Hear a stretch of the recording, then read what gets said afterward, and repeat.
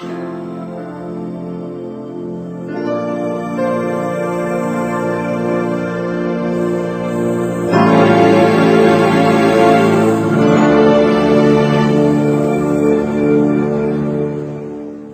primeiro livro de Reis, capítulo 19, primeiro livro de Reis, capítulo 19. O tema de nossa série é esgotamento espiritual. Do mês inteiro nós iremos falar sobre isso, sobre esgotamento espiritual. Mas hoje a mensagem é quando a chama se apaga. Quando a chama se apaga. É interessante isso, porque infelizmente nos nossos dias tem muitas pessoas esgotadas espiritualmente falando. O Senhor Jesus nos conta uma história na sua santa palavra, que ele foi para uma casa de uma mulher que tinha uma outra irmã, chamada Maria e Marta. E Marta começou a fazer tudo para receber Jesus da melhor forma possível, fazer os afazeres da casa. E Maria estava sentada aos pés de Jesus, ouvindo a palavra de Deus.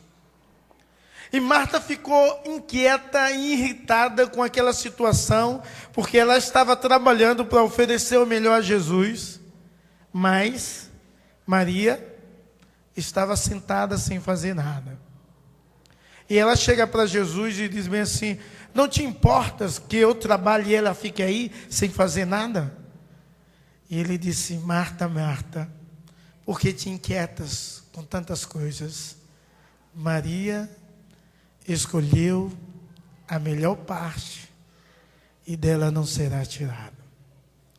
Tem muitas pessoas que trabalham na casa do Senhor e na obra do Senhor, mas não tem tempo para estar aos pés de Jesus. E apesar de uma igreja fazer uma campanha na mão de Deus, nas mãos de Deus, o melhor lugar, para mim o melhor lugar está aos pés do Senhor Jesus Cristo. E você, em nome de Jesus, deve entender que deve ter tempo para Deus em sua vida. Porque você está ansioso com algumas coisas e até dos afazeres do reino de Deus. Deus te chama para que você ame a Deus em primeiro lugar, em nome de Jesus. Mas que você sirva ao Senhor com alegria, sendo um bom servo, um bom mordomo do seu tempo, para você não ficar uma pessoa esgotada espiritualmente falando, sem buscar a Deus, sem ter uma intimidade com Deus, mas alguém que trabalha de forma árdua no serviço do Senhor. Não foi só para isso que Deus te chamou. Escolha a melhor parte, para que a chama do Senhor não venha se apagar. Esgotamento espiritual, quando a chama se apaga. Primeiro livro do Reis, capítulo 19. Iremos falar sobre todo o capítulo 19, do versículo 1 ao versículo 18. Mas, só quero ler um versículo com os irmãos, quero convidá-los a colocar-se em pé. Vamos ler o versículo de número 4.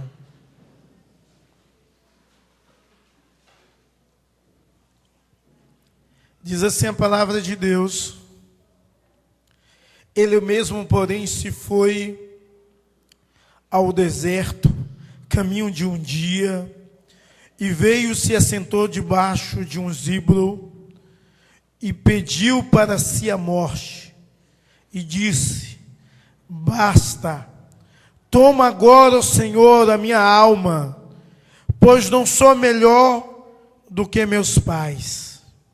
Amém? Vamos ler, irmãos. Ele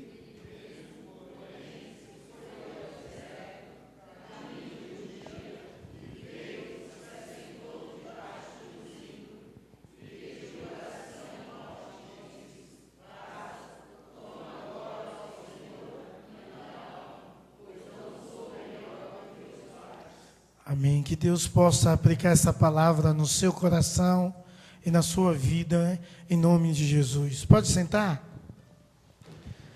Eu fico imaginando a vida de Elias, um homem extraordinário. Alguém que eu nunca vi nenhum profeta igual a ele.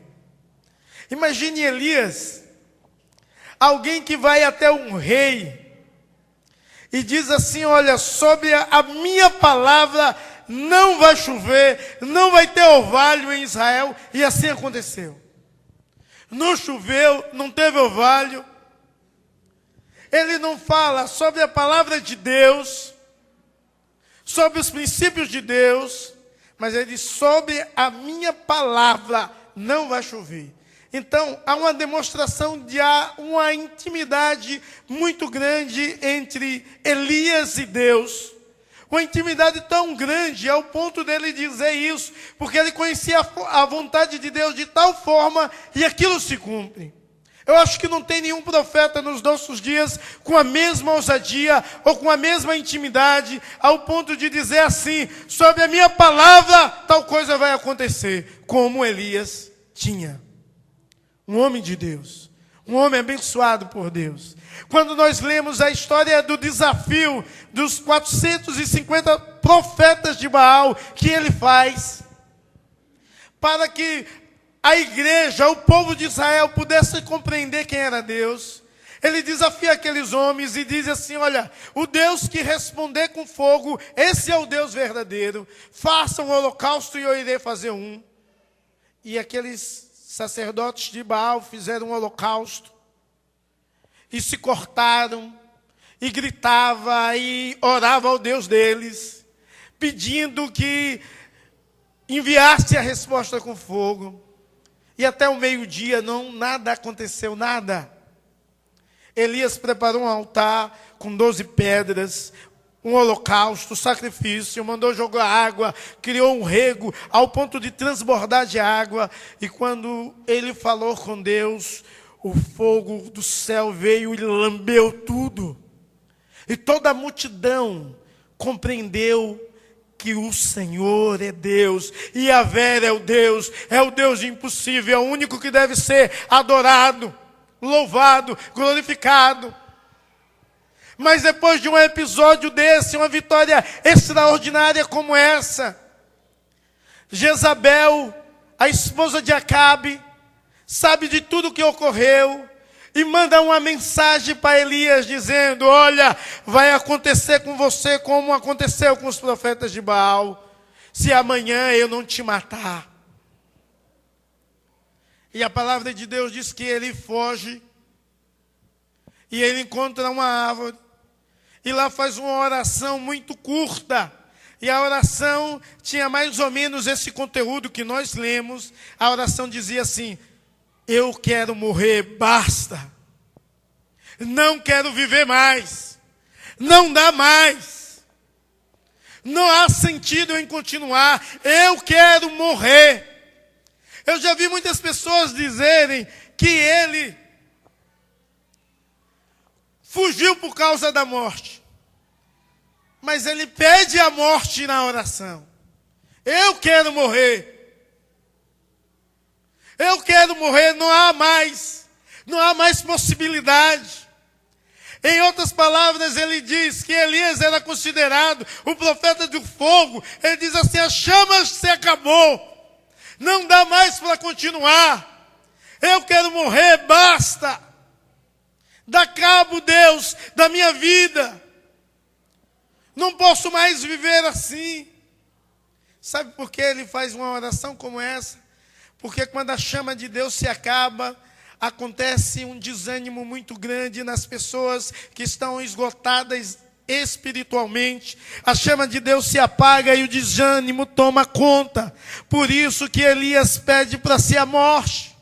Por isso que ele pede para morrer. Porque ele está vivendo um momento de desânimo profundo. Apesar dele ter um momento glorioso de vitória dada por Deus, agora ele está vivendo um momento de derrota, de desânimo, de temor, de tristeza, de dor, de angústia. Os seus sentimentos se confundem. E ele começa a ter um sentimento, em vez de um sentimento de fé, como teve outrora, há um sentimento de solidão. E ele imagina que está sozinho nessa caminhada da fé. Ele imagina que ele é o único diante de Deus, é o único que serve a Deus, é o único que se guardou fiel. Por isso que quando Deus faz uma pergunta a ele, no versículo 9, diz assim: que fazes aqui, Elias? Ele disse: sou eu, Senhor. Fiquei, versículo 10, de fiel, mataram os seus profetas, mataram todo mundo, só tem eu estou sozinho. Deus pergunta algo a ele, ele responde outra coisa. Porque a pergunta que Deus estava fazendo: o que fazes aqui, Elias? Por que você está aqui? Por que você não está profetizando lá em Israel? Por que você está aqui nesse monte? Em outras palavras, a resposta de Elias é porque eu estou só. Só ficou eu. Não tem mais ninguém que guarda fé. Não tem ninguém mais fiel. Somente eu. Eu estou aqui sozinho. Talvez você está assim, se sentindo só. Talvez você é uma pessoa que se dá, é uma pessoa que acredita em Deus, está vivendo uma tribulação muito grande agora, onde você não vê saída, perspectiva, e você está se sentindo só, sozinho. Talvez você não está sentindo mais a presença de Deus como outrora você sentia. Talvez Deus não está se manifestando, mas como se manifestou no passado. Talvez você está uma pessoa extremamente apagada e desanimada. Sabe por quê? Porque você permitiu que os anos, que o tempo pudesse apagar o amor e a devoção que você tinha com Deus. Talvez você está aqui e você não tem aquele mesmo fervor, aquela mesma paixão de quando você aceitou Jesus Cristo e falava da bondade de Deus, do amor de Deus para as outras pessoas, o quanto Deus é bom, o quanto Deus é um Deus de milagre, é um Deus de sinais, de prodígio, de maravilhas, o quanto Deus é um Deus operador. Talvez você está aqui, está desanimado com sua vida, com seu casamento, com seu emprego, você quer chutar o balde de tudo. Assim como Elias queria chutar o balde, jogar a toalha, acabar a luta. Basta, eu quero morrer. Ele pede isso por causa do desânimo, tomou conta da sua vida, por causa do sentimento de solidão. Apesar de Deus estar presente com ele, ele nem sentia a presença de Deus. Apesar do cuidado de Deus dioturno sobre a vida dele, ele não sentia esse cuidado. Nesse momento crucial da sua vida. Esgotamento espiritual. Quando a chama se apaga, perdemos o senso da vocação e do chamado de Deus. Sabe, você tem um chamado, Deus te chamou para algo. Deus te chamou para que você exerça um ministério que venha glorificar a Deus, mesmo você, meu irmão, que não é pastor, que não é presbítero, que não é diácono. Você deve trabalhar para a obra de Deus. Deus te dotou com um dom que deve ser exercido por você e Deus ser glorificado através da sua vida. Mas quando a pessoa tem um esgotamento espiritual, a chama se apaga, ela perde o senso da sua vocação. Perde o senso do seu chamado. Perde essa direção. E fica sem norte, sem rumo. E quando estamos assim, sabe o que acontece conosco?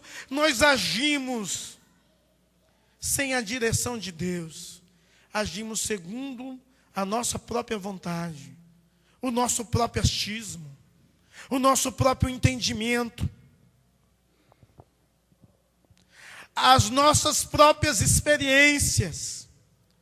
No relato da vida de Elias, nunca ele fez nada sem a direção de Deus.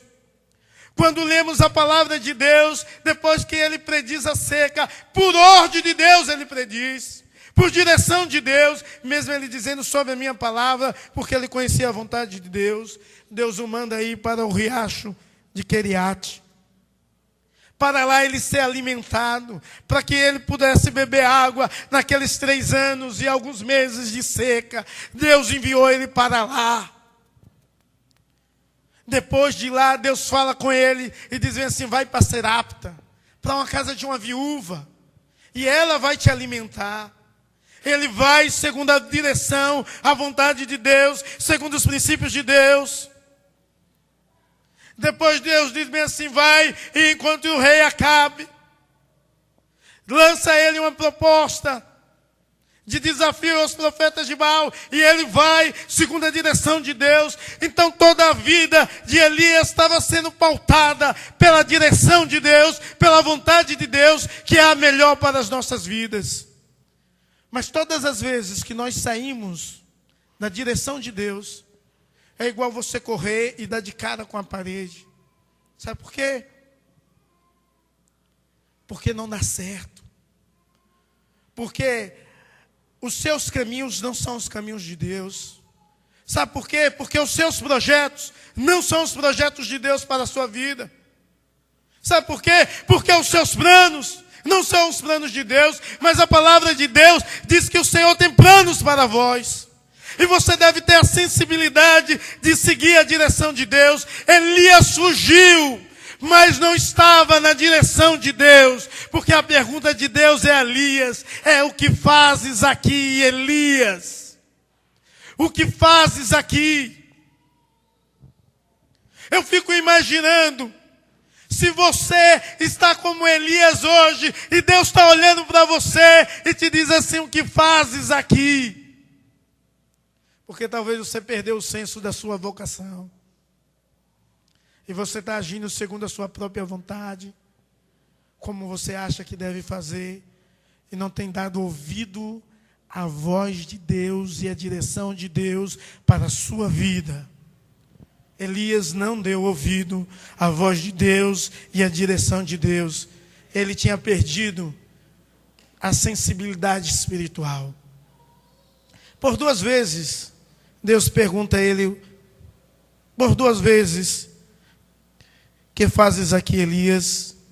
Versículo 9 e o versículo 13, Deus pergunta mais uma vez: que fazes aqui, Elias? Que fazes aqui? Ele perdeu a sensibilidade de quem é Deus.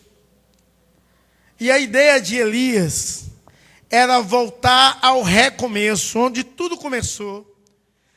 Então, Elias imaginava assim, nesse monte, no Monte Sinai, no monte de Deus, em Horebe, foi o monte onde Deus se revelou com fogo.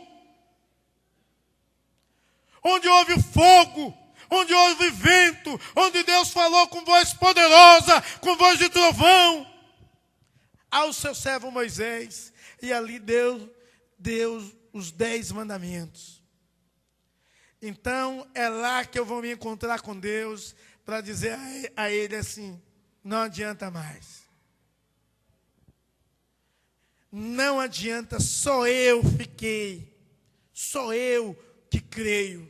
Ninguém mais crê. O projeto de restauração da humanidade, de salvação da humanidade, falhou. Só eu fiquei. Sou eu, mais ninguém. Agora, Deus, assim como naquele dia o Senhor exerceu juízo, exerça juízo de novo. Aquele povo que te adorou um outro Deus além de ti, quando Moisés estava no monte, e o Senhor exerceu juízo sobre a vida deles, aqueles que adoraram um bezerro de ouro, é necessário que o Senhor faça juízo de novo. De novo. Mas a palavra de Deus era uma palavra de misericórdia e não de juízo. E vem a palavra do Senhor, Elias da caverna, e diz: sai da caverna. Quando ele sai da caverna, vem um vento muito forte, um vento impetuoso ao ponto de quebrar pedras. Mas diz a palavra de Deus, o Senhor não estava no vento. Mas veio um terremoto abalando tudo. Mas o Senhor não estava no terremoto. Houve fogo. Mas o Senhor não estava no fogo.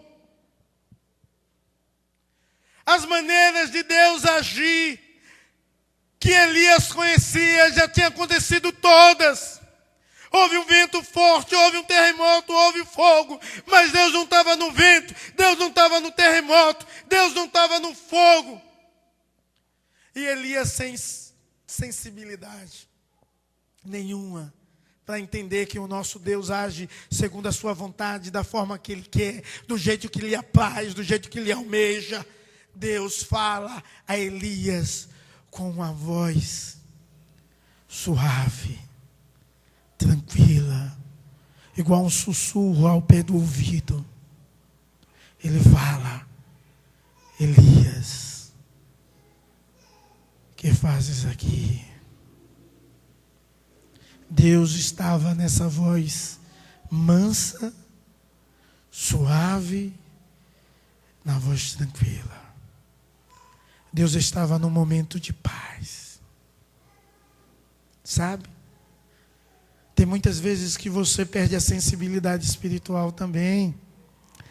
Você só imagina que Deus só fala quando há grito, há reteté, sapatinho e algumas outras coisas.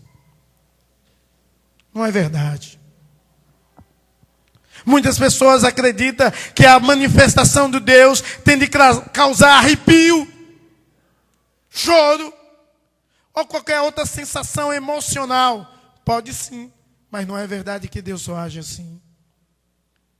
E Deus age muito mais do que a nossa tradição, muito mais do que nós pensamos sobre Deus, porque Deus age segundo a sua santa vontade, segundo o seu querer, como Ele quer, da forma que Ele quer.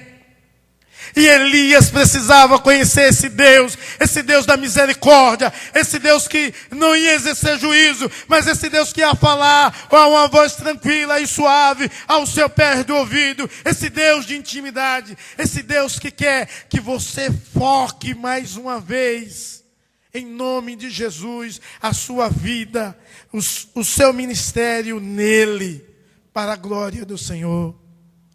Mas o que fazer quando a chama se apaga? O que fazer quando o amor se esfria?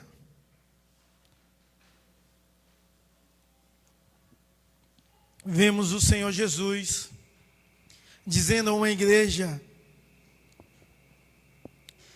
lembra-te de onde caíste, arrependa-te e volte à prática das primeiras obras. Tenho, porém, contra ti que abandonaste o teu primeiro amor. Será se você está assim? Abandonou o primeiro amor? Está esgotado espiritualmente falando? Está chateado com várias e várias mensagens de televisão que só fala sobre dízimo, sobre trismo, que você tem de dar ao mercado gospel. Tem de dar e dar para ser abençoado. Está esgotado porque trabalha e perdeu a sua devocional com Deus. Você está esgotado porque deixou que o tempo apagasse o amor, a alegria, a devoção, o prazer de experimentar e de conhecer Deus. Não há mais sensibilidade, não há mais direção de Deus, segundo a verdade de Deus, os princípios de Deus. Você não tem atentado para a voz de Deus. Lembra-te, pois, de onde caíste, arrependa-te e volte à prática das primeiras obras. Senão moverei de ti o teu candeeiro, caso não te arrependes. Não te arrependas. Moverei de ti o teu candeeiro. Tirarei o brilho, o calor, o fogo, a chama, caso não te arrependas. Meus amados irmãos, o que fazer nesse momento de esgotamento espiritual? O que fazer? A palavra de Deus nos ensina no decorrer desse texto o que Deus fez na vida daquele homem para que ele pudesse compreender quem é Deus e pudesse conhecer mais Deus, e a chama dele, de Deus no seu coração, voltasse a brilhar. Precisamos de ter uma nova experiência com Deus. Que é isso? Experiência. Algo empírico. Você precisa de uma experiência com o Senhor, uma nova experiência que aqueça o seu coração. E Elias precisava de uma nova experiência. E a nova experiência que ele teve com Deus foi de um Deus calmo, tranquilo, um Deus que falava ao seu pé do ouvido, sussurrando, em um vento tranquilo, mas que ele ouvia com nitidez a palavra de Deus e a vontade de Deus, o que Deus falava. Você precisa de uma experiência nova com Deus, sabe? Para você voltar àqueles momentos de oração, de jejum, de busca, de santidade, de fervor, de alegria, de estar na casa do Senhor, de cultuar a Deus, onde o culto não é um fardo, mas é uma alegria, ouvir a voz de Deus, ouvir os princípios de Deus, ver Deus agindo no meio de nós, entre nós e através de nós. Essa é a nossa vontade, esse é o desejo de Deus para a sua vida. Então é necessário que você tenha uma nova experiência que te leve a descansar. Da onde Elias saiu até o Monte Sinai, era 40 dias de viagem a pé. Foi o percurso que ele demorou de dia e de noite andando. Mas sabe o que Deus faz com ele na caminhada? Deus coloca nele um sono. E ele dorme. Ele descansa. Depois que ele pede a morte, ele descansa, dorme muito. Porque Deus sabia que ele precisava descansar. Para poder meditar corretamente. Para poder entender corretamente os princípios de Deus. Para que quando Deus perguntasse a segunda vez, ele não ficasse sem entendimento como ele ficou. E respondeu as mesmas coisas. Eu estou aqui sozinho. Deus coloca ele para descansar. Sabe, talvez você está aqui, você está precisando descansar. Descansar em Deus. Descansar na pessoa de Jesus Cristo. Em Jesus há descanso para a sua alma. Em Jesus há descanso para a sua vida. Se lancem aos braços do Pai, como uma criança se aquieta no braço da sua mãe. Se aquiete, se acalme. Lance toda a sua ansiedade diante de Deus, porque Ele cuida de vós. E diga assim: Senhor Jesus, eu estou aqui, eu preciso de paz, eu preciso descansar.